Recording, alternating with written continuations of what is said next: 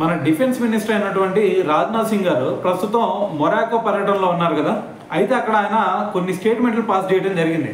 ఏమన్నారు అంటే, మనకి మీ అందరికీ తెలుసు కదా, రీసెంట్గా పాకిస్తాన్ మీద ఆపరేషన్ సింధూర్తో మనం ఏ విధంగా అటాక్ చేసాం, దాని తర్వాత వాళ్ళ ఉగ్రస్థావరాలన్నింటిని కూడా ఏ విధంగా ధ్వంసం చేసాం, దాని గురించి మొత్తం డీటెయిల్స్ మీకు తెలుసు కదా.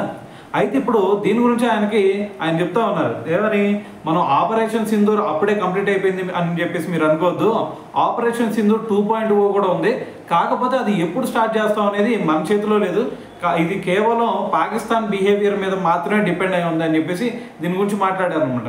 అయితే ఆయన ఇంకో విషయం చెప్తుంది ఏంటంటే, పాకిస్తాన్ కనుక మరి అంతకుముందు ఏదైతే మరి ఉగ్రవాద చర్యలకి మరి చేపట్టిందో, సో అదే విధంగా కనుక మళ్ళీ వాళ్ళు చేశారు అంటే ఖచ్చితంగా ఈ ఆపరేషన్ సింధూర్ 2.0 కూడా ఖచ్చితంగా స్టార్ట్ అయింది. దాంతోపాటు మరి వాళ్ళకి ఏ విధంగా ఈసారి బుద్ధి చెప్పాలనేది కూడా మాకు క్లియర్గా తెలుసు అని చెప్పేసి దీని గురించి అయితే మాట్లాడారనమాట.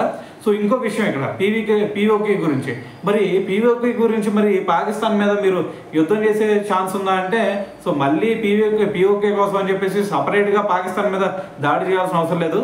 నెమ్మదిగా అదే భారతదేశంలో కలిసిపోయింది అని చెప్పేసి మరి రాజ్నాథ్ సింగ్ గారు అయితే ఇప్పుడు దీని గురించి క్లారిటీ ఇవ్వడం జరిగిందనమాట.